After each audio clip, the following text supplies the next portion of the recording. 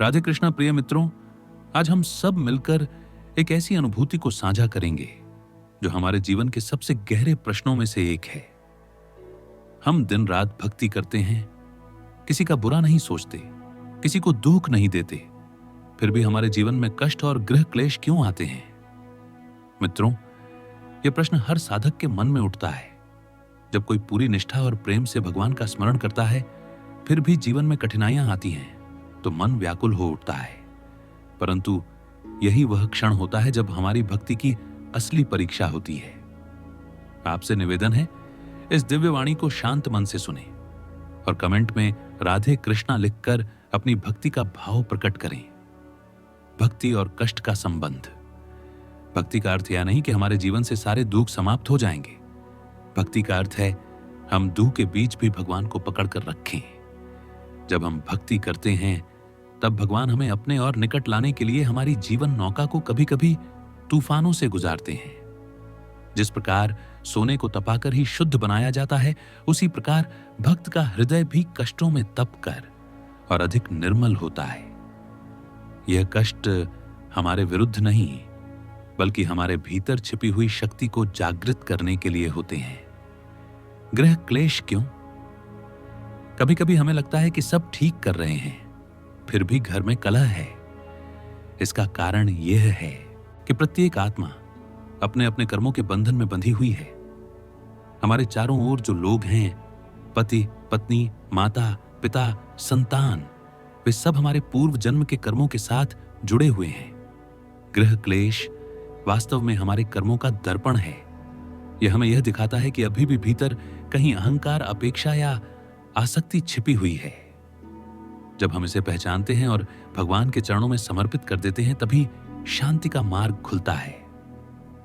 भक्ति से मिलने वाली शांति प्रिय भक्तजन, भक्ति का फल तुरंत बाहर दिखाई नहीं देता, लेकिन भीतर यह हमारे मन को ऐसा सशक्त कर देता है कि हम हर परिस्थिति में शांति का अनुभव कर सकें। जैसे तुलसीदास जी कहते हैं, सुख में सुमिरन सब करें, दुख में करे न कोय। जो दुख में सुमिरन करे तो दुख काहे को होए। यानी जब हम दुख में भी भगवान का स्मरण करते हैं तो दुख का असर हमारे जीवन से धीरे धीरे समाप्त हो जाता है। हमारे कष्टों का गहरा रहस्य, भक्ति करते हुए आने वाले कष्ट हमें याद दिलाते हैं कि इस संसार में कुछ भी स्थायी नहीं है। यदि सब कुछ केवल सुख ही हो तो मनुष्य कभी भगवान की शरण में न जाए। दुख ही वह शक्ति है जो हमें बार बार पुकारती है कि अब प्रभु को याद करो, वे ही सच्चे आश्रय हैं। भक्ति का मार्ग कठिन क्यों? भक्ति का मार्ग सरल दिखता है, पर वास्तव में बहुत गहन है। जब हम कहते हैं कि हम किसी से बुरा नहीं करते, तो यह बहुत बड़ी बात है। परंतु क्या हमने कभी सोचा कि केवल बुरा न करना ही पर्याप्त है? असली भक्ति है हर किसी के साथ प्रेम करना, चाहे वह हमें कष्ट ही क्यों न दे रहा हो। यही वह बिंदु है जहां साधना की गहराई शुरू होती है। जब तक हम प्रेम को पूर्णतः नहीं जीते, तब तक भगवान हमें और अवसर देते हैं, कभी घर के कलह से, कभी बाहर की परिस्थितियों से। संदेश आपके लिए प्रिय मित्रों, यदि आप यह अनुभव कर रहे हैं कि लगातार भक्ति करने के बावजूद जीवन में क्लेश है, तो यह समझ लीजिए कि भगवान आपके हृदय को और निर्मल बना रहे हैं। यह उनके विशेष कृपा संकेत हैं। कष्ट आना इसका प्रमाण है कि प्रभु आपको अपनी ओर खींच रहे हैं। गृह क्लेश होना इसका प्रमाण है कि आपके भीतर अभी भी कुछ संस्कार शेष हैं जिन्हें भगवान दूर करना चाहते हैं। भक्ति का अभ्यास इन सब परिस्थितियों में हमें क्या करना चाहिए? हर सुबह और हर रात प्रभु का स्मरण कीजिए। घर में यदि कलह हो तो मौन रहकर मन ही मन राधे कृष्णा का जाप कीजिए। अपने हृदय में यह भाव रखिए कि जो भी हो रहा है वह प्रभु की इच्छा है और मेरे कल्याण के लिए है। प्रिय मित्रों, यही दिव्य रहस्य है। हम भक्ति में निरंतर बने रहें, चाहे परिस्थिति कैसी भी क्यों ना हो। जब मन अशांत हो, तब और भी अधिक प्रेम से भगवान का नाम लें। भक्ति का असली अर्थ भक्ति केवल मंत्र जपना या मंदिर में पूजा करना नहीं है। भक्ति का अर्थ है अपने हृदय को पूर्णतः भगवान को समर्पित कर देना। जब मनुष्य सच्चे भाव से प्रभु को समर्पित होता है, तब वह अपने सुख दुख, लाभ हानि, मान अपमान सभी को ईश्वर की इच्छा मानकर स्वीकार करता है। परंतु यह सरल नहीं है। जब तक मन में अहंकार है, मैं इतना अच्छा हूं, मैं किसी का बुरा नहीं करता, तो मुझे दुख क्यों, तब तक हम सच्चे समर्पण तक नहीं पहुंच पाते। प्रभु इन कष्टों के द्वारा हमारे इस अहंकार को तोड़ते हैं। गृह क्लेश, आत्मा का दर्पण। गृहस्थ जीवन वास्तव में साधना की सबसे बड़ी प्रयोगशाला है। बाहर भले ही हम शांत और संयमी दिखाई दें, पर घर में ही हमारा असली स्वरूप प्रकट होता है। घर का कलह हमें यह दिखाता है कि अभी भी हमारे भीतर अपेक्षाएं, क्रोध, असंतोष या अधिकार बोध शेष हैं। भगवान चाहते हैं कि हम इन सबको पहचानकर धीरे धीरे उनसे मुक्त हों। इसीलिए घर परिवार के रिश्ते अक्सर हमारे सबसे बड़े गुरु बन जाते हैं। कष्ट क्यों जरूरी है? कभी सोचा है, अगर जीवन में कोई दुख ना हो तो हम भक्ति में इतने गहरे कैसे उतरेंगे? जब सब कुछ अच्छा होता है तो मनुष्य प्रभु को केवल औपचारिकता से याद करता है, लेकिन जब जीवन का तूफान आता है तब वह पूरे मन से पुकार उठता है, हे प्रभु, अब तो आप ही मेरा सहारा हैं। इसीलिए संत कहते हैं कि दुख वास्तव में एक छिपा हुआ वरदान है। यह हमें संसार से विरक्त कर भगवान की ओर मोड़ देता है। संतों की दृष्टि, संत महात्माओं ने बार बार समझाया है कि दुख से डरना नहीं चाहिए। मीरा जी ने कहा, जो भी दुख मिलता है वह मेरे प्रियतम का दिया हुआ उपहार है। तुलसीदास जी ने लिखा, दुख में सुमिरन सब करें, सुख में करे न कोय। कबीर साहब ने तो यहां तक कहा, दुख ही सबसे बड़ा गुरु है। इन संतों ने दुख को बाधा नहीं बल्कि साधना का अवसर माना। शांति का राज जब घर में कलह हो तब मन को बार बार याद दिलाना चाहिए कि यह सब अस्थाई है। शब्दों और भावनाओं के तूफान आते हैं और चले जाते हैं, परंतु यदि हम उस समय मौन होकर भगवान का नाम लेते रहें तो भीतर शांति बनी रहती है। उदाहरण के लिए, अगर घर में कोई कटु शब्द कहे और हम उसी क्षण राधे कृष्णा का जाप करने लगें तो मन तुरंत ठंडा होने लगता है। उस क्षण हमें यह अनुभव होता है कि वास्तव में हम केवल शरीर या मन नहीं हैं, बल्कि आत्मा है जो भगवान से जुड़ी हुई है। कर्म और नियति मित्रों, यह मत भूलिए कि हर परिस्थिति हमारे पूर्व जन्मों के कर्मों से जुड़ी हुई है। जब हम कहते हैं कि हम किसी के साथ बुरा नहीं करते तो यह केवल इस जन्म की बात है, लेकिन आत्मा अनेक जन्मों से कर्म करती आई है। जो कष्ट आज हमें मिल रहे हैं वे उन पुराने कर्मों के परिणाम हैं। भक्ति का चमत्कार यह है कि जब हम पूरे भाव से प्रभु को याद करते हैं तो वे हमारे कर्मों का बोझ हल्का कर देते हैं। धैर्य और विश्वास भक्ति का मार्ग धैर्य और विश्वास से चलता है। यदि हम थोड़े कष्टों में ही टूट जाएं तो हमारा प्रेम अपूर्ण रह जाएगा। भगवान अपने भक्त की परीक्षा इसलिए लेते हैं ताकि उसका विश्वास अटूट हो सके। जैसे माता पिता बच्चे को चलना सिखाते समय उसे गिरने भी देते हैं, वैसे ही भगवान हमें थोड़े कष्टों में डालते हैं। यह उनकी कठोरता नहीं बल्कि उनकी करुणा है। भक्ति में निरंतरता, गृह क्लेश और कठिनाइयों के बीच भी हमें अपनी साधना नहीं छोड़नी चाहिए। रोज कुछ समय भजन या कीर्तन के लिए निकालें। घर में प्रभु का नाम गाते रहें, चाहे कितनी भी व्यस्तता क्यों ना हो। हर परिस्थिति को प्रभु की लीला मानकर स्वीकार करें।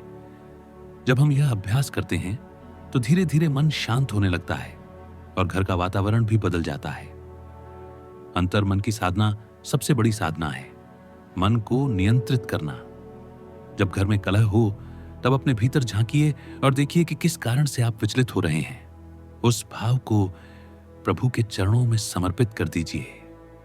यदि क्रोध उठे तो कहिए, हे कृष्ण, यह क्रोध भी आपका है, मैं इसे आपको अर्पित करता हूं। यदि दुख उठे तो कहिए, हे प्रभु, यह दुख भी आपका प्रसाद है, मैं इसे सहर्ष स्वीकार करता हूं। इस प्रकार हर भाव को भगवान को अर्पित करने से मन हल्का और शांत होता है। प्रिय मित्रों, इस प्रवाह का संदेश यही है कि गृह क्लेश और कष्ट बाधा नहीं, बल्कि हमारी भक्ति को और गहरा बनाने के साधन हैं। यदि हम इन्हें प्रभु की योजना मानकर स्वीकार करें तो हर परिस्थिति शांति और प्रेम में बदल सकती है। संसार की असली प्रकृति मित्रों यह जगत स्वयं ही परिवर्तनशील है। यहां किसी का सुख स्थायी नहीं, किसी का दुख स्थायी नहीं। जिस दिन हम यह समझ लेते हैं कि सब कुछ क्षण भंगुर है, उसी दिन से जीवन हल्का हो जाता है। समझिए, जैसे लहरें सागर पर आती जाती रहती हैं, वैसे ही जीवन में सुख और दुख आते जाते रहते हैं, लेकिन सागर की गहराई पर लहरों का कोई प्रभाव नहीं पड़ता। ठीक वैसे ही जब हमारा मन भक्ति की गहराई में डूबा होता है, तो बाहरी कष्ट हमें डिगा नहीं पाते। गृहस्थ जीवन का तप, गृहस्थ जीवन कोई साधारण जीवन नहीं है।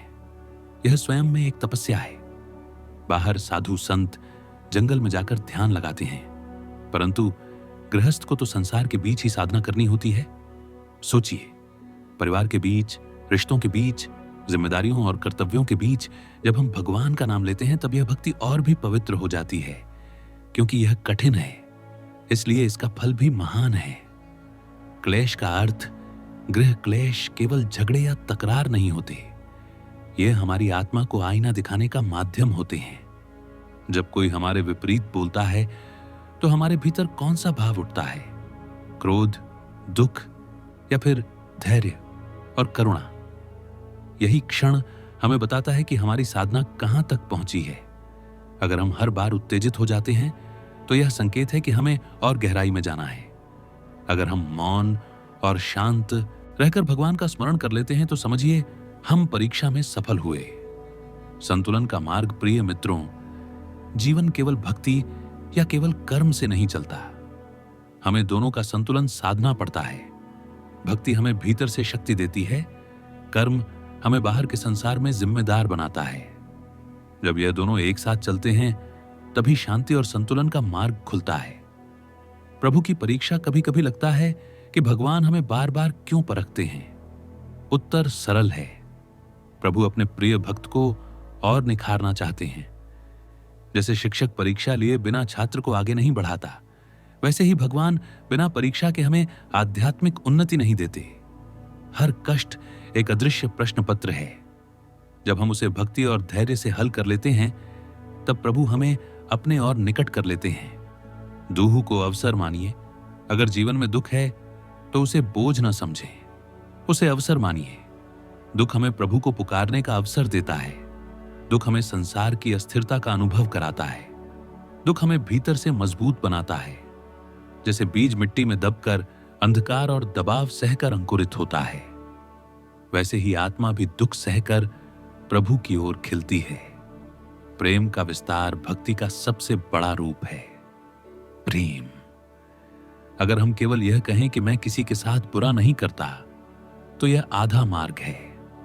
पूर्ण मार्ग है, मैं सबके साथ प्रेम करता हूं। यहां तक कि जो हमें कष्ट देते हैं, उनके लिए भी प्रेम और करुणा रखना सच्ची साधना है। कृष्ण स्वयं कहते हैं, जो मेरे भक्त को भी अपना शत्रु मानता है, मैं उसके हृदय में भी करुणा उत्पन्न कर देता हूं। इसलिए मित्रों, भक्ति का अर्थ केवल पूजा नहीं, बल्कि हृदय में निरंतर प्रेम बनाए रखना है। मौन की साधना गृह क्लेश के समय सबसे बड़ा उपाय है। मौन रहकर मन ही मन प्रभु का नाम लीजिए। जब हम चुप रहते हैं, तो परिस्थिति धीरे धीरे शांत हो जाती है। जैसे नदी का जल गंदगी डालने से कुछ समय के लिए मटमैला हो जाता है, पर यदि हम उसे छेड़े नहीं, तो वह स्वयं ही स्वच्छ हो जाता है। वैसे ही जीवन की परिस्थितियां भी मौन और भक्ति से स्वच्छ हो जाती हैं। प्रिय मित्रों, यही दिव्य सत्य है कि कष्ट और क्लेश हमें प्रभु के और निकट ले जाने के साधन हैं।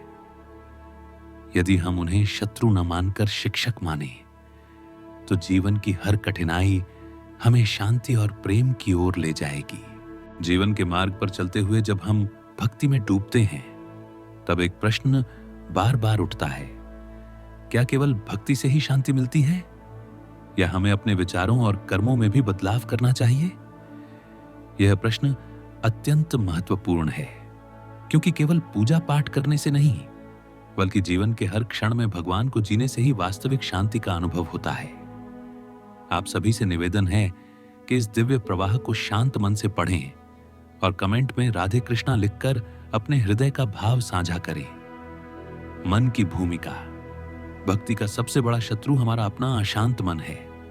बाहर के क्लेश उतना कष्ट नहीं देते जितना हमारे भीतर उठता हुआ विचारों का तूफान देता है। यदि मन शांत हो तो कठिन से कठिन परिस्थिति भी सरल लगती है। यदि मन अशांत हो तो सरल परिस्थिति भी भारी लगने लगती है।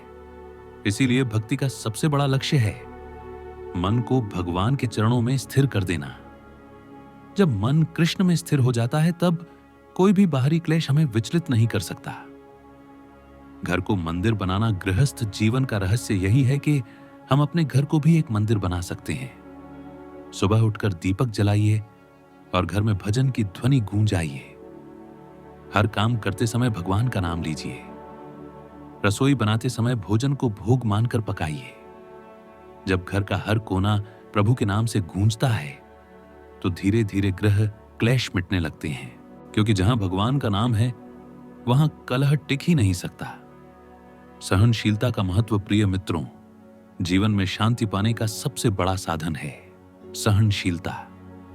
कभी कभी परिवारजन कटु वचन कह देते हैं तो हमें लगता है कि यह अन्याय है, लेकिन यदि उस समय हम सहन कर लें तो स्थिति बड़ी होने से पहले ही समाप्त हो जाती है। सहनशीलता कमजोरी नहीं बल्कि महान शक्ति है। जिसने सहना सीख लिया उसने जीवन में विजय प्राप्त कर ली। ईश्वर की करुणा अक्सर हम सोचते हैं भगवान हमें दुख क्यों देते हैं, परंतु सच ये है कि भगवान कभी दुख नहीं देते। वे केवल हमें हमारी आत्मा का परिचय कराते हैं। दुख केवल एक साधन है जो हमें यह सिखाता है कि संसार अस्थायी है और सच्चा सुख केवल प्रभु में है। जैसे माता बच्चे को कड़वी दवा देती है, वैसे ही प्रभु कठिन परिस्थितियां देकर हमारे जीवन को ठीक करना चाहते हैं। नाम जप की शक्ति सबसे सरल और गहन उपाय है।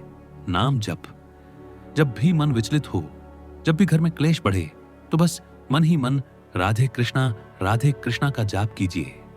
नाम जप से मन का बोझ हल्का होता है, हृदय में प्रेम उमड़ता है, घर का वातावरण शांति से भर जाता है। नाम का रस ही वह अमृत है जो हर क्लेश को मधुर अनुभव में बदल देता है। रिश्तों की साधना गृहस्थ जीवन में रिश्ते ही सबसे बड़ी साधना है। हर रिश्ते में हमें कोई न कोई कमी दिखाई देती है, परंतु भक्ति का मार्ग यही सिखाता है कि हमें दूसरों की कमी नहीं बल्कि अपने भीतर सुधार पर ध्यान देना चाहिए। यदि हम दूसरों से अपेक्षा छोड़कर केवल प्रेम करना सीख लें तो घर घर में वैकुंठ उतर आए। भगवान का आश्रय जब जीवन का बोझ असहनीय लगे तो याद रखिए हम अकेले नहीं हैं। भगवान हर क्षण हमारे साथ हैं। वे केवल चाहते हैं कि हम उनका हाथ थाम लें और कहें, हे प्रभु मैं आपका हूं, सब कुछ आपको समर्पित है। यही समर्पण हमें भीतर से इतना हल्का कर देता है कि कोई भी क्लेश हमारे मन पर प्रभाव नहीं डाल पाता। आंतरिक शांति का रहस्य प्रिय मित्रों, शांति बाहर से नहीं आती, यह भीतर से जागती है। जब हम अपने भीतर प्रेम, सहनशीलता और समर्पण का दीपक जलाते हैं तो पूरा जीवन प्रकाशमय हो उठता है। भक्ति का सार यही है, हर क्षण प्रभु का स्मरण, हर परिस्थिति में प्रभु पर विश्वास और हर रिश्ते में प्रेम का विस्तार। जीवन की डगर पर जब हम चलते हैं तो कभी फूलों की खुशबू मिलती है और कभी कांटों की चुभन। यही संसार का स्वभाव है, लेकिन भक्त का मार्ग इससे अलग होता है। भक्त हर परिस्थिति को प्रभु का प्रसाद मानकर स्वीकार करता है। यही भाव उसे साधारण से असाधारण बना देता है। आप सभी से निवेदन है कि इस प्रवाह को शांति से पढ़ें और कमेंट में राधे कृष्णा लिखकर अपने भाव प्रकट करें। कठिनाइयों का रहस्य हम सभी सोचते हैं कि कठिनाइयां केवल सज्जा हैं, पर वास्तव में वे शिक्षा हैं। कठिनाइयां हमें धैर्य सिखाती हैं, कठिनाइयां हमें करुणा सिखाती हैं, कठिनाइयां हमें अहंकार से मुक्त करती हैं।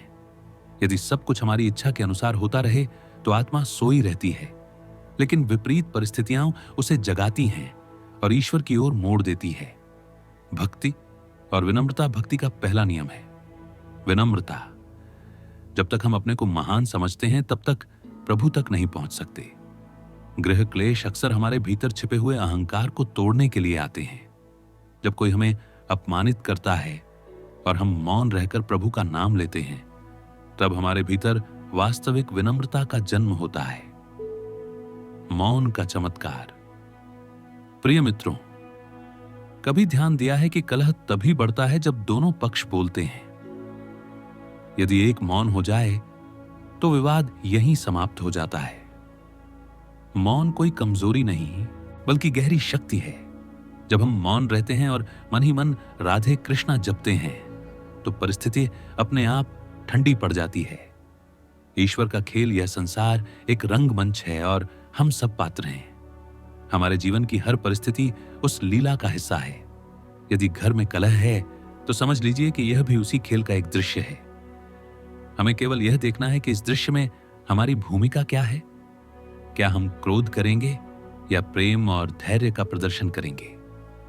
सेवा का मार्ग गृहस्थ जीवन में शांति लाने का सबसे सरल उपाय है सेवा। जब हम परिवार के लोगों की सेवा भाव से देखभाल करते हैं तो धीरे धीरे उनके हृदय में भी करुणा जागती है। सेवा केवल शारीरिक नहीं, भावनात्मक भी हो सकती है। किसी को प्रेम से सुनना भी सेवा है, किसी का दुख बांटना भी सेवा है, किसी को माफ कर देना भी सेवा है। नाम की मिठास राधे कृष्णा। नाम में इतनी मिठास है कि यह हर कठोरता को पिघला देता है। जैसे बर्फ पिघलकर जल बन जाती है, वैसे ही नाम जब से कठोर हृदय भी कोमल हो जाता है। घर में कलह का वातावरण तभी बदल सकता है जब उसमें प्रभु के नाम की ध्वनि गूंजने लगे। समर्पण का भाव, कभी कभी हम सोचते हैं कि सब कुछ हमारे ही प्रयास से होगा, लेकिन जब हम हर परिस्थिति को प्रभु को समर्पित कर देते हैं तब चमत्कार होने लगता है। समर्पण का अर्थ है, प्रभु यह जीवन, यह परिवार, यह क्लेश सब आपका है, मैं केवल आपका साधन हूं। शांति का अनुभव जब भक्ति, विनम्रता, मौन, सेवा और समर्पण मिल जाते हैं तो जीवन में शांति स्वतः उतर आती है। फिर चाहे बाहर कितना भी तूफान हो, भीतर एक दिव्य शांति का दीपक जलता रहता है। यही दीपक हमें हर अंधकार से पार ले जाता है। जीवन के उतार चढ़ाव में जब कभी मन थक जाता है तब भक्ति ही हमारी सबसे बड़ी शरण बनती है। संसार में जो भी मिलता है वह क्षणिक है। आज सुख है, कल दुख है, आज शांति है, कल कलह है, लेकिन भगवान का नाम ऐसा अमृत है जो हर परिस्थिति में हमें सहारा देता है। जीवन की परीक्षा मित्रों, इस संसार में कोई भी बिना परीक्षा के नहीं गुजरता। हर आत्मा को अपनी साधना और भक्ति की गहराई दिखानी होती है। कभी परिवार की परिस्थिति हमारी परीक्षा लेती है, कभी समाज की स्थिति, और कभी हमारी अपनी इच्छाएं ही हमें परखती हैं। ये सभी परीक्षाएं हमें गिराने के लिए नहीं होती, बल्कि ऊंचा उठाने के लिए होती हैं। दुख और सुख का संतुलन, जैसे दिन और रात मिलकर समय को पूरा करते हैं, वैसे ही दुख और सुख मिलकर जीवन को पूर्ण बनाते हैं। अगर केवल सुखी हो तो मनुष्य आलसी और अहंकारी हो जाता है। अगर केवल दुखी हो तो मनुष्य टूट जाता है। लेकिन जब दोनों साथ आते हैं तभी जीवन का वास्तविक संतुलन बनता है। भक्ति में दृढ़ता। भक्ति का मार्ग वही पा सकता है जो हर परिस्थिति में दृढ़ रहे। सुख में भी भगवान को न भूले, दुख में भी भगवान से न रूठे और क्लेश में भी भगवान का हाथ थामे रखे। यही दृढ़ता भक्ति को परिपूर्ण बनाती है। गृहस्थ जीवन का सौंदर्य, गृहस्थ जीवन को अक्सर लोग बोझ समझते हैं, परंतु वास्तव में यह तो एक अवसर है। यहां हर रिश्ता हमें कुछ न कुछ सिखाता है। माता पिता हमें त्याग सिखाते हैं, संतान हमें जिम्मेदारी सिखाती है, जीवन साथी हमें धैर्य और सहयोग सिखाता है। यदि हम इन रिश्तों को साधना की दृष्टि से देखें तो घर ही आश्रम बन जाता है। प्रेम की शक्ति, हर कलह का समाधान प्रेम है। यदि हम कठोर वचन का उत्तर कठोरता से देंगे तो अग्नि और भड़क जाएगी, लेकिन यदि उसी समय हम प्रेम और करुणा से बोल दें तो अग्नि शांत हो जाएगी। यही प्रेम हमें प्रभु से जोड़ता है और यही प्रेम घर में शांति का सेतु बनाता है। क्षमा का अभ्यास। प्रिय मित्रों, क्षमा वह दीपक है जो अंधकार को तुरंत मिटा देता है। गृह क्लेश का बड़ा कारण यह है कि हम एक दूसरे की भूलों को पकड़कर बैठ जाते हैं, लेकिन यदि हम क्षमा करना सीख लें तो कोई भी क्लेश टिक नहीं सकता। क्षमा से ही हृदय हल्का होता है और संबंधों में मधुरता आती है। प्रभु का सान्निध्य, जब हम दुखी हों, जब मन भारी हो, तो केवल एक ही उपाय है, प्रभु का सान्निध्य। भजन, कीर्तन, कथा, शास्त्र, ये सब हमें याद दिलाते हैं कि हम अकेले नहीं हैं, भगवान हमारे साथ हैं, हमारे हर आंसू को देखते हैं और हमारी हर पुकार सुनते हैं। आत्मा का विश्राम शांति बाहर नहीं, भीतर है। जब आत्मा प्रभु के नाम में विश्राम पाती है, तब संसार के सभी दुख क्षणिक लगते हैं। यही विश्राम ही असली भक्ति का फल है। एक ऐसी अवस्था जहां हर परिस्थिति हमें केवल प्रभु की ओर ही ले जाती है। जीवन के इस अद्भुत मार्ग पर जब हम ईश्वर का स्मरण करते हैं, तो भीतर से एक आवाज बार बार कहती है, तुम अकेले नहीं हो, मैं तुम्हारे साथ हूं। यही विश्वास हमें हर परिस्थिति में थामे रखता है। परंतु जब कठिनाई आती है, जब गृह क्लेश होता है, तब यह विश्वास डगमगाने लगता है। इसलिए जरूरी है कि हम समझें, भक्ति का अर्थ केवल नाम जपना नहीं, बल्कि हर स्थिति में भगवान पर भरोसा करना है।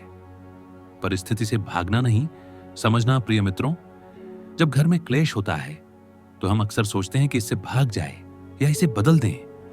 लेकिन सच्चा भक्त जानता है कि परिस्थिति से भागना समाधान नहीं है। हर परिस्थिति हमें कुछ सिखाने आती है। अगर हम ध्यान से देखें तो कलह हमें सहनशीलता सिखाता है, कटु वचन हमें मौन का मूल्य सिखाते हैं, अपमान हमें विनम्रता सिखाता है। इसलिए परिस्थिति शत्रु नहीं बल्कि शिक्षक है। दुख में अवसर छिपा है। हमारे जीवन में जो भी दुख आता है, उसमें एक छिपा हुआ अवसर होता है। अवसर आत्मचिंतन का, अवसर प्रभु को पुकारने का, अवसर भीतर के दोषों को पहचानने का। जैसे अंधकार में ही दीपक का महत्व समझ आता है, वैसे ही दुख में ही ईश्वर की महत्ता अनुभव होती है। गृहस्थ जीवन, तपस्या का मार्ग। गृहस्थ जीवन का सबसे बड़ा सौंदर्य यही है कि यह तपस्या का मार्ग है।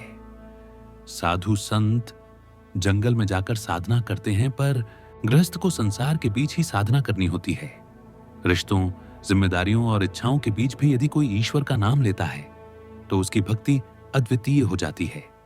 सहनशीलता का अमृत गृह क्लेश का सबसे बड़ा इलाज है। सहनशीलता।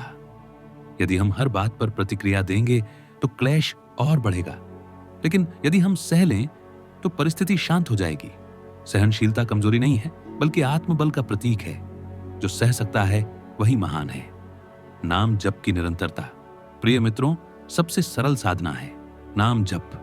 राधे कृष्णा, राधे कृष्णा। इस नाम में वह शक्ति है जो मन को तुरंत शांत कर देती है।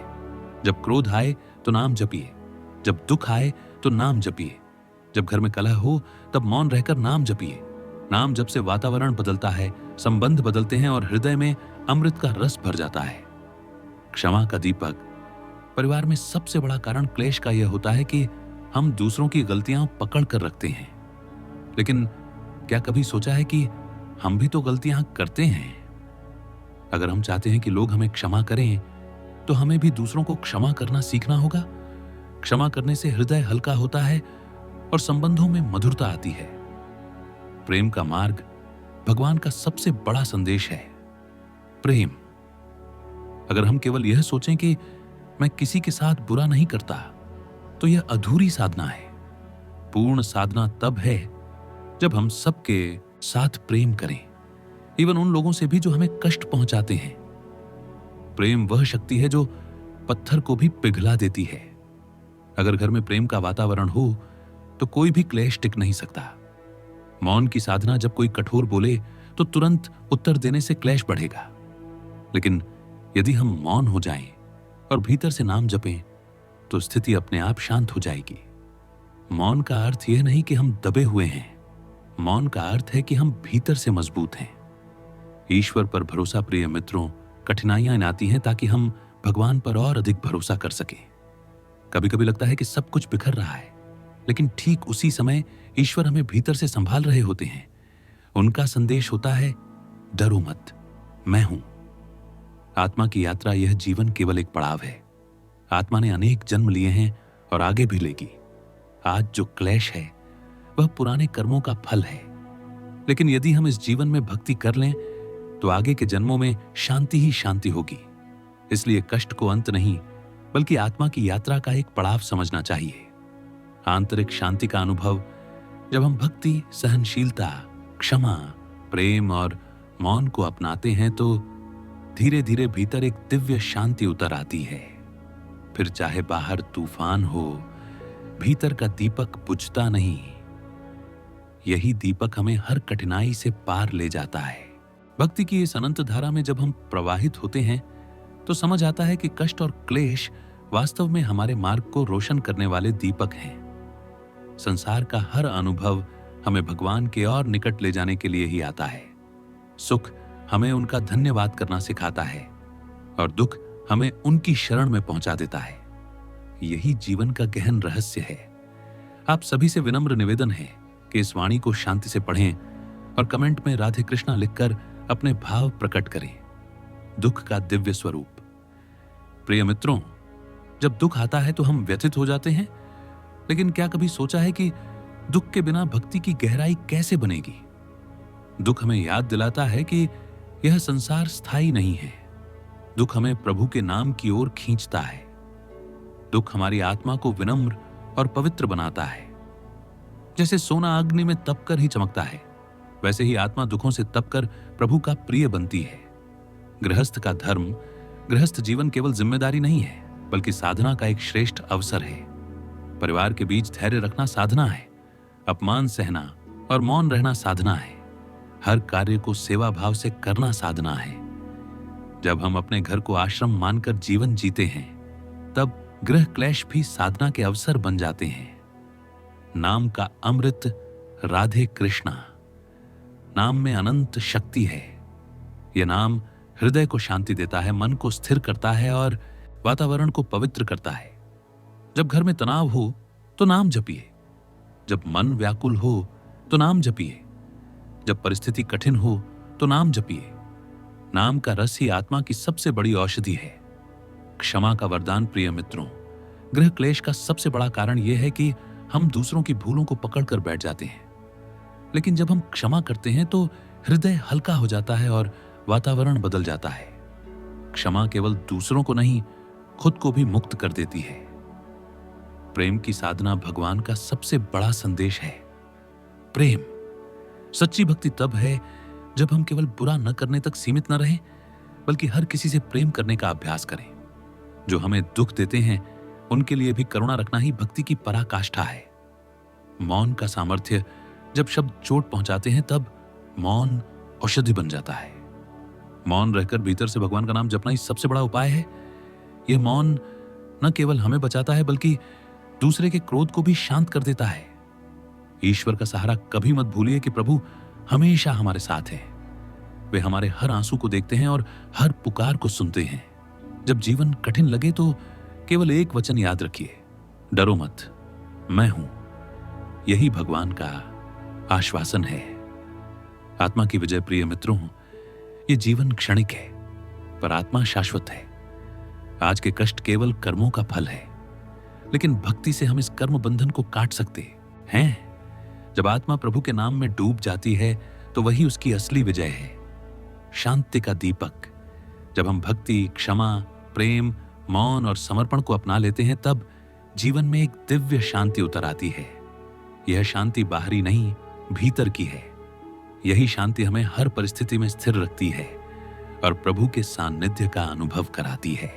जब अपने ही हमें परेशान करते हैं तो केवल उनके शब्द या व्यवहार तकलीफ नहीं देते, बल्कि भीतर कहीं अहंकार और ममता भी चोट खाते हैं। अहंकार इस कारण दुखी होता है कि उन्होंने मेरी इज्जत नहीं की, और ममता दुखी होती है क्योंकि जिससे सबसे ज्यादा अपनापन था, उसी ने चोट दी। यही दोनों तत्व, अहंकार और ममता, मिलकर हमारी पीड़ा को और गहरा कर देते हैं। मनुष्य का अहंकार बहुत संवेदनशील होता है। किसी अजनबी के कहे को हम हंसकर टाल सकते हैं, लेकिन अपने के कटु वचन हमारे अहंकार को चोट पहुंचाते हैं। यही कारण है कि हम अंदर ही अंदर खुद से प्रश्न करने लगते हैं, क्या मैं इतना ही महत्वहीन हूं? यह प्रश्न हमें भीतर से तोड़ देता है। ममता का स्वभाव है बांधना। जिस पर हम ममता करते हैं, उसे अपेक्षा करते हैं कि वह हमें कभी नहीं छोड़ेगा, कभी अपमान नहीं करेगा और हमेशा हमारी परवाह करेगा। लेकिन जीवन का यथार्थ यह है कि हर इंसान अपनी परिस्थिति, अपनी सोच और अपनी कमजोरियों से बंधा होता है। वह हर बार हमारी अपेक्षाओं पर खरा नहीं उतर सकता। यही टूटन हमें अधिक पीड़ा देती है।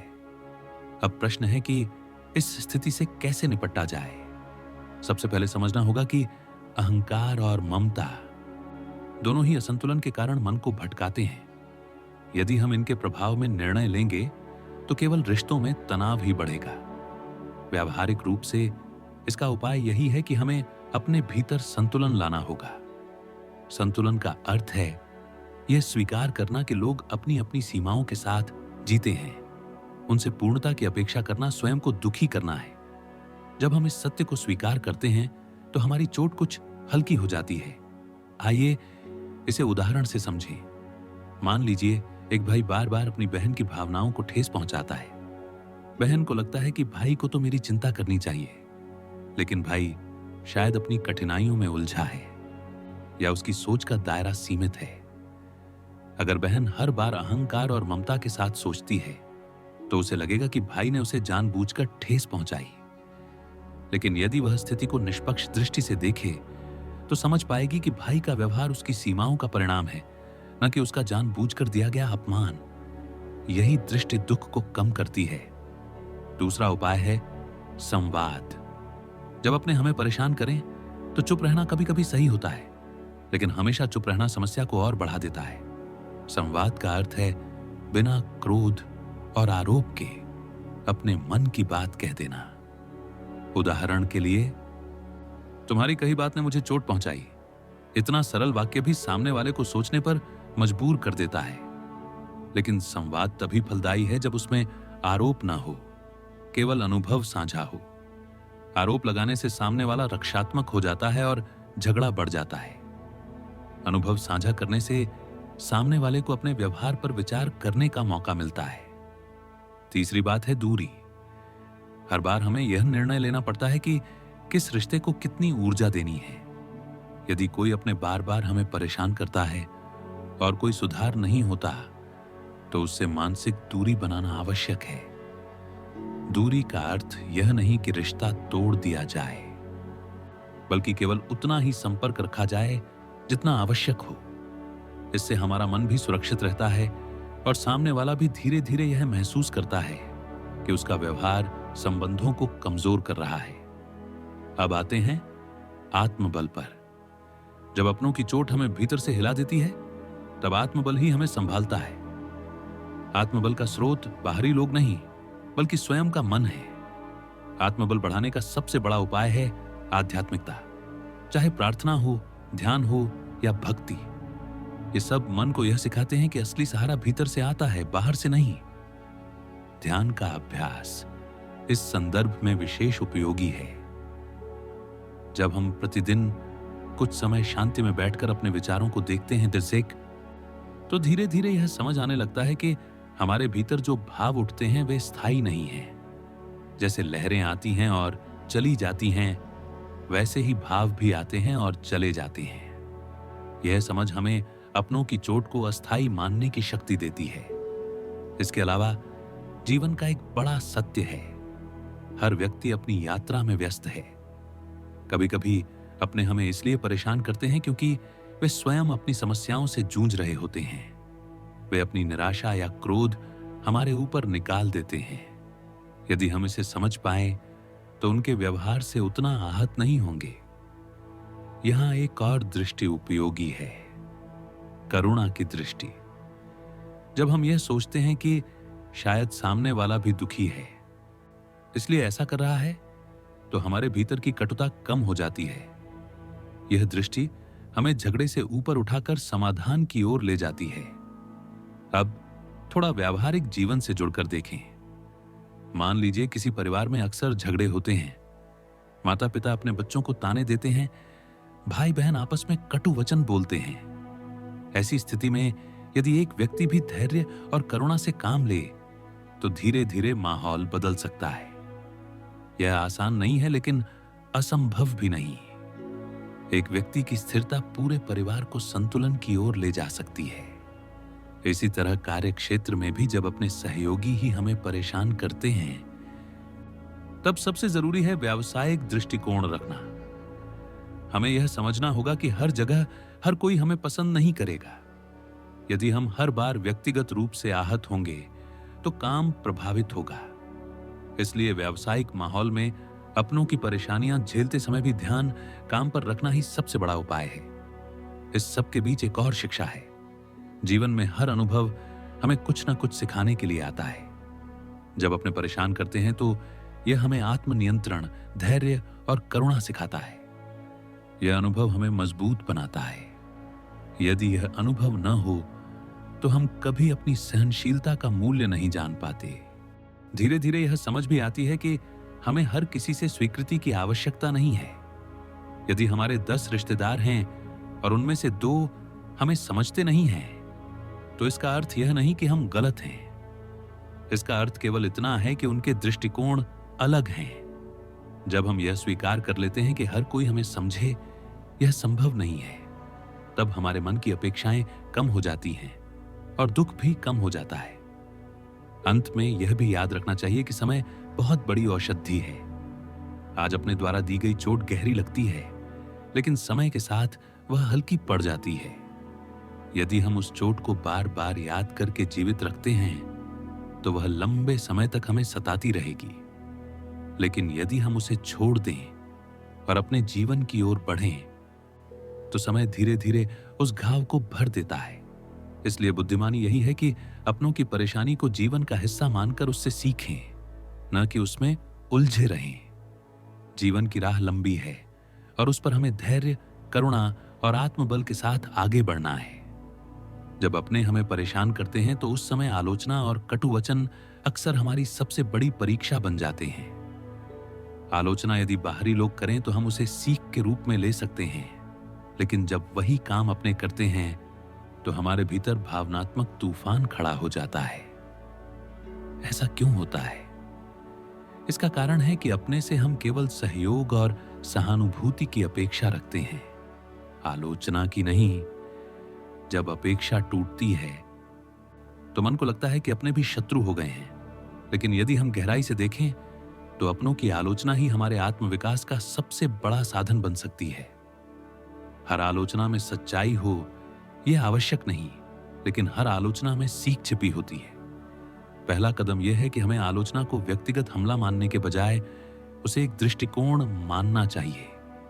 उदाहरण के लिए, यदि कोई भाई कहता है तुम कभी समय पर काम नहीं करते, तो हमें तुरंत यह नहीं सोचना चाहिए कि वह हमें नीचा दिखाना चाहता है, बल्कि यह सोचना चाहिए कि क्या वाकई मेरे अंदर समय प्रबंधन की कमी है।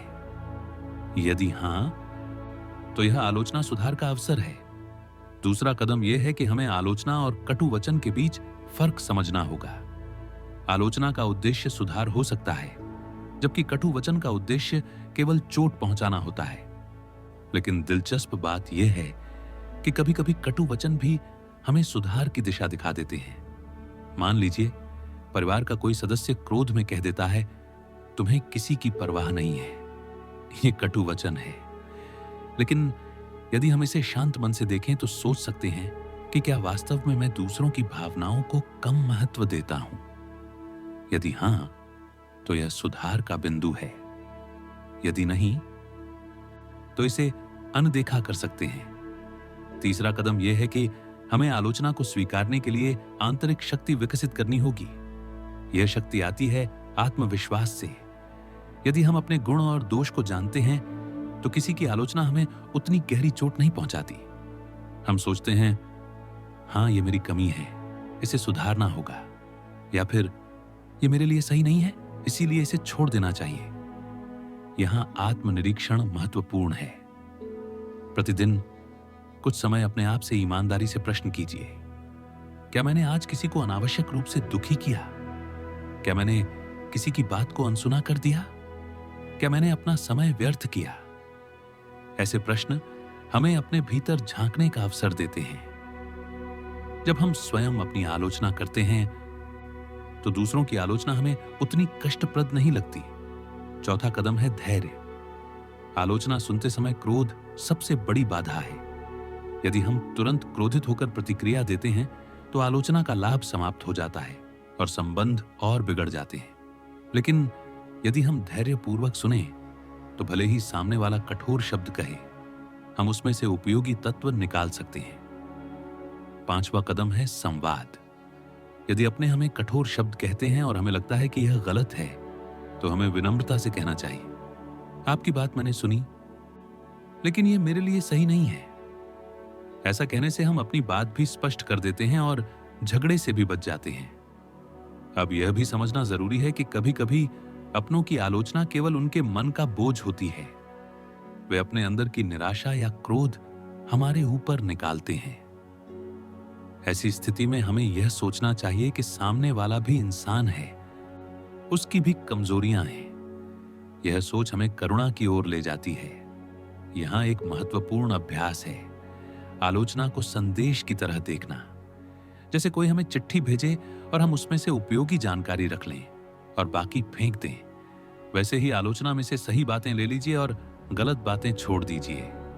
यह दृष्टि हमें संतुलन देती है। अब आइए एक और पहलू पर विचार करें। अपनों की आलोचना से आत्मविकास कैसे होता है? जब अपने हमें बार बार हमारी कमियों पर ध्यान दिलाते हैं, तो हमें यह सोचने का अवसर मिलता है कि क्या मैं वास्तव में वैसा ही हूं जैसा वे कह रहे हैं? यदि हां, तो यह सुधार का अवसर है। यदि नहीं, तो यह आत्मविश्वास का अभ्यास है।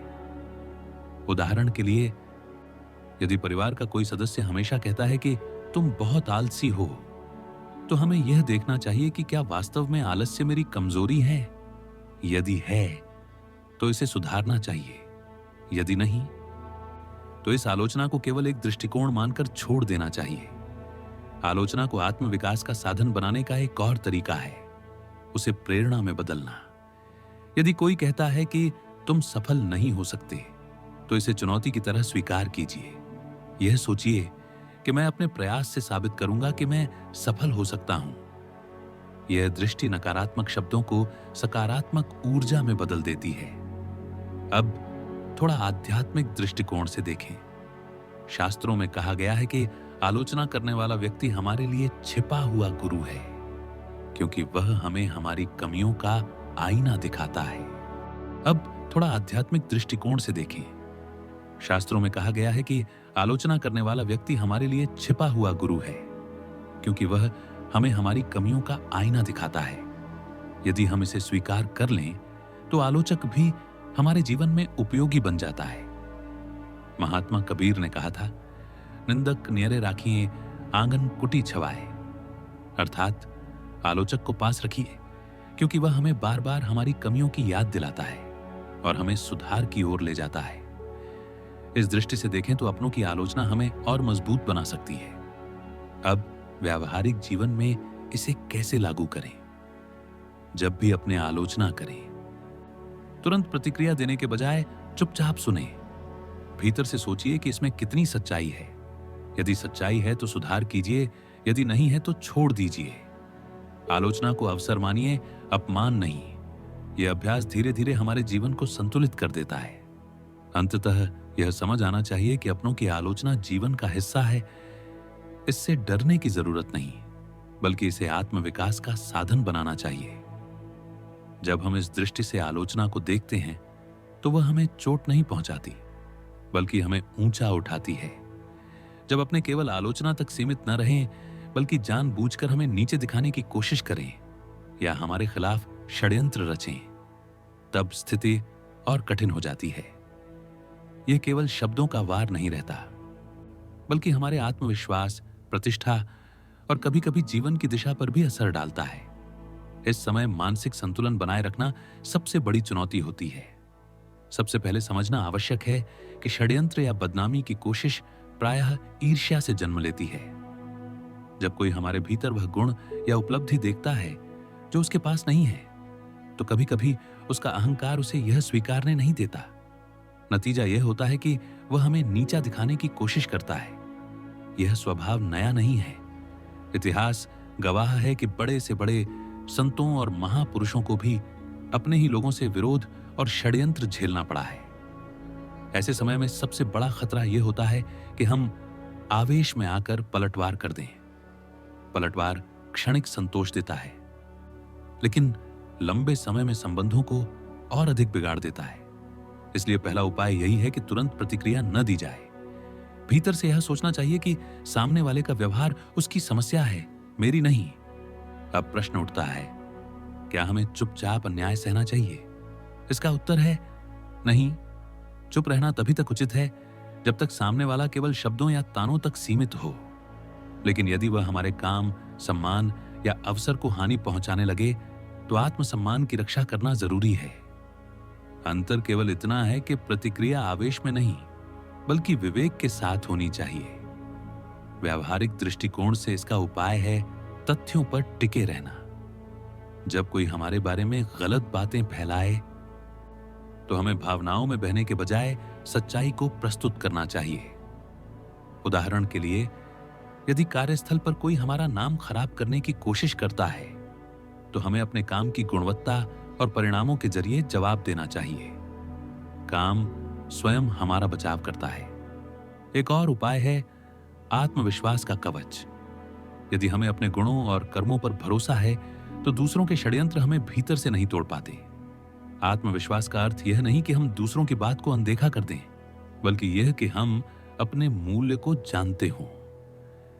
जब भीतर यह विश्वास होता है कि मैं जैसा हूं, सही हूं, तब सामने वाले की नकारात्मकता हमें उतनी चोट नहीं पहुंचाती।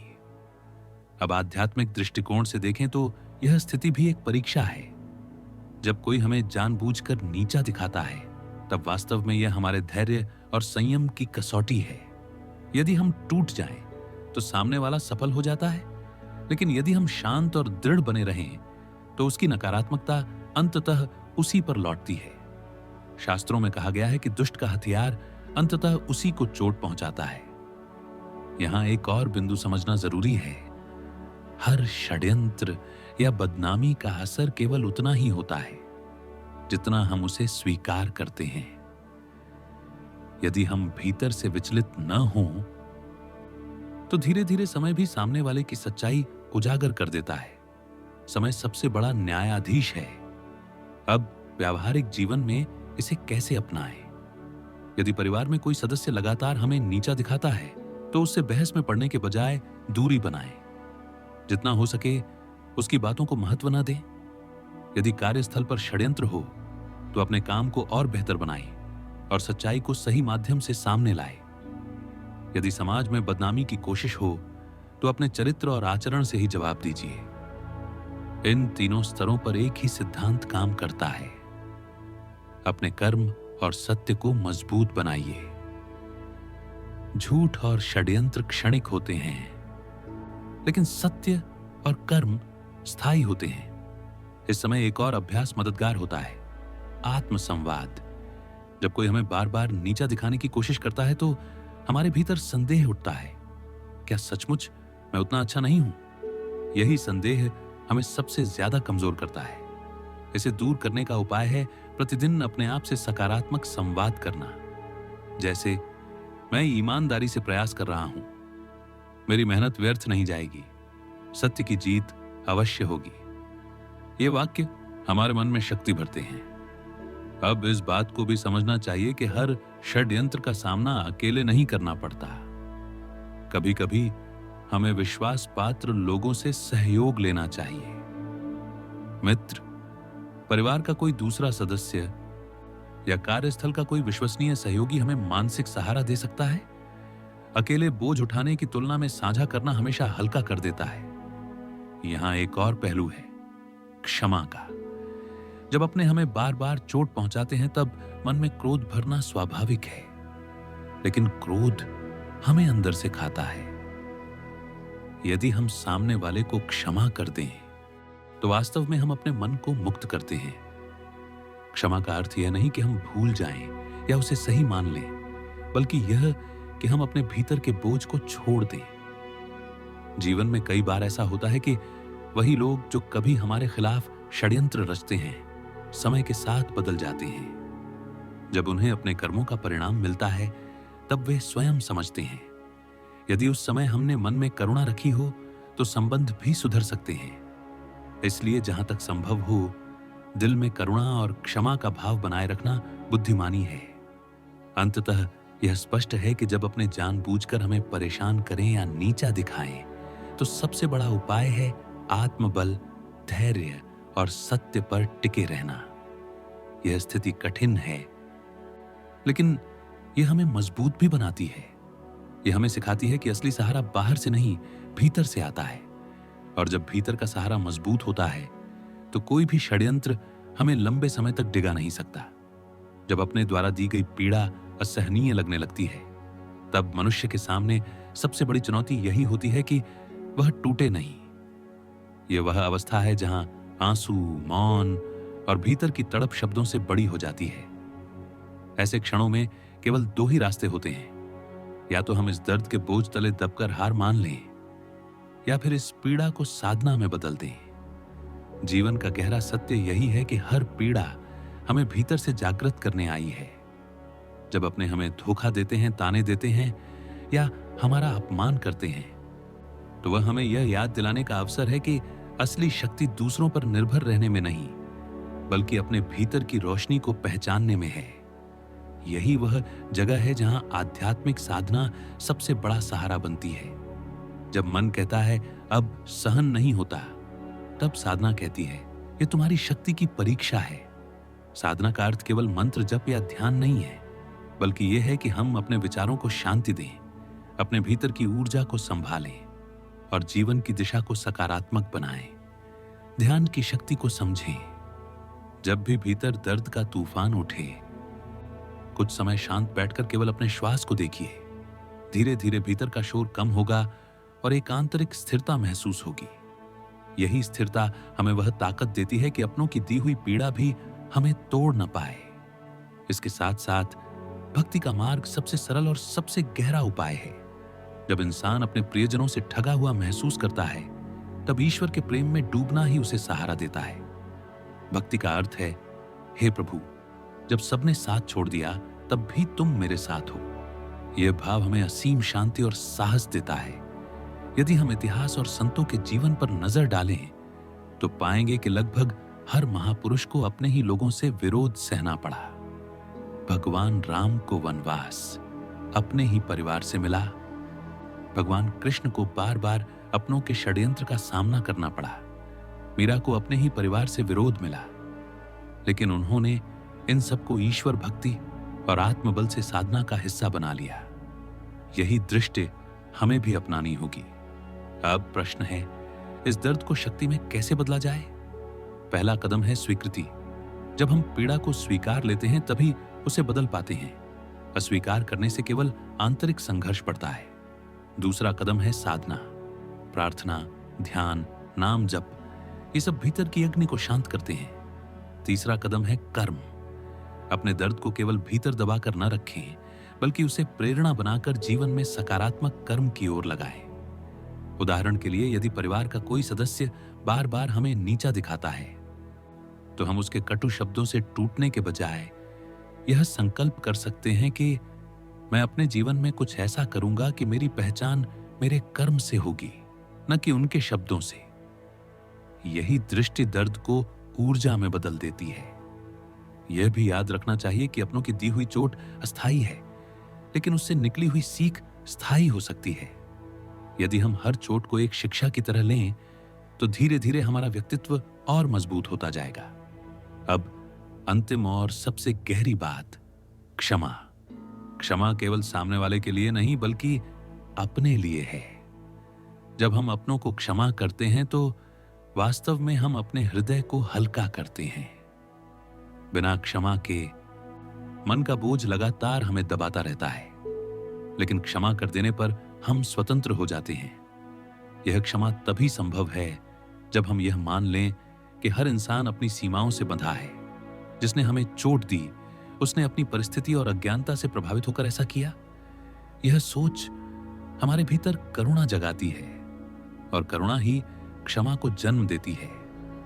जीवन की यात्रा में यही सबसे बड़ी सीख है। अपनों की पीड़ा हमें भीतर से तोड़ने नहीं, बल्कि गढ़ने आई है। यदि हम इसे समझ लें, तो कोई भी कठिनाई हमें जीवन की राह से डिगा नहीं सकती। अब इस पूरे विचार प्रवाह को यहीं पर एक सुंदर आह्वान के साथ रोकते हैं। यदि आपको यह विचार हृदय को छू रहे हैं, तो भक्ति प्रवाह चैनल को सब्सक्राइब कीजिए। इस प्रयास को आगे बढ़ाने और निरंतर बनाए रखने के लिए चैनल को सपोर्ट कीजिए। अपने अनुभव और भावनाएं साझा करने के लिए एक सुंदर पंक्ति में कमेंट कीजिए ताकि यह विचारधारा और गहराई पाए। और अंत में इसे अपने दोस्तों के साथ शेयर कीजिए, क्योंकि शायद किसी और को भी यही संदेश अब भी सबसे ज्यादा जरूरी है। जय श्री कृष्णा। राधे राधे। हमारी इस दिव्य वाणी की यात्रा का सार यही है कि भक्ति का मार्ग केवल सुख का मार्ग नहीं है, बल्कि यह हमें कष्टों और क्लेशों के बीच भी प्रभु पर भरोसा करना सिखाता है। निष्कर्ष एवं प्रेरणा। कष्ट और भक्ति का संबंध कष्ट हमारे शत्रु नहीं, बल्कि हमारे हृदय को निर्मल बनाने वाले शिक्षक हैं। जब जीवन कठिन होता है तभी हमारी भक्ति परखी जाती है। गृहस्थ जीवन का महत्व। गृहस्थ जीवन कोई बंधन नहीं, बल्कि साधना का सबसे सुंदर अवसर है। रिश्तों के बीच धैर्य, प्रेम और सेवा भाव रखना ही सबसे बड़ी तपस्या है। सहनशीलता और मौन की शक्ति। कटु शब्दों के उत्तर में कटुता देने से कलह बढ़ता है, लेकिन मौन और सहनशीलता अपनाने से वातावरण स्वतः शांत हो जाता है। नाम जप की महिमा। राधे कृष्णा नाम ही अमृत है। ये मन को शांति, हृदय को करुणा और जीवन को प्रकाश देता है। क्षमा और प्रेम का मार्ग। भक्ति का सार केवल बुरा न करना नहीं है, बल्कि हर किसी से प्रेम करना है, एवं उनसे भी जो हमें कष्ट देते हैं। क्षमा और प्रेम ही घर घर में वैकुंठ का मार्ग खोलते हैं। ईश्वर का सहारा। हर दुख, हर आंसू और हर पुकार को प्रभु सुनते हैं। उनका संदेश यही है, डरो मत, मैं हूं। यही विश्वास हमें हर परिस्थिति में स्थिर रखता है। आंतरिक शांति। जब हम क्षमा, प्रेम, समर्पण और नाम जप को जीवन का आधार बना लेते हैं तो भीतर एक दिव्य शांति का दीपक जल उठता है। यही दीपक हमें हर अंधकार से पार ले जाता है। मिली प्रेरणा। इस संपूर्ण श्रृंखला से हमें यह प्रेरणा मिली कि क्या कठिनाइयां और गृह क्लेश बाधा नहीं है, बल्कि भक्ति को गहरा करने के साधन है। हमें हर परिस्थिति को प्रभु की योजना मानकर प्रेम, सहनशीलता और नाम जप के साथ स्वीकार करना चाहिए। जब जीवन का केंद्र राधे कृष्णा नाम बन जाता है तो कोई भी कष्ट हमें विचलित नहीं कर सकता। प्रिय मित्रों, यदि आपने अभी तक हमारे चैनल भक्ति प्रवाह को सब्सक्राइब नहीं किया है तो जरूर कीजिए और साथ ही घंटी दबाना मत भूलिए, ताकि आपको हमारी हर नई वाणी की सूचना समय पर मिल सके। आपका छोटा सा समर्थन और प्रोत्साहन ही हमें और अधिक रुचि और प्रेम से यह दिव्य कार्य करने की शक्ति देता है।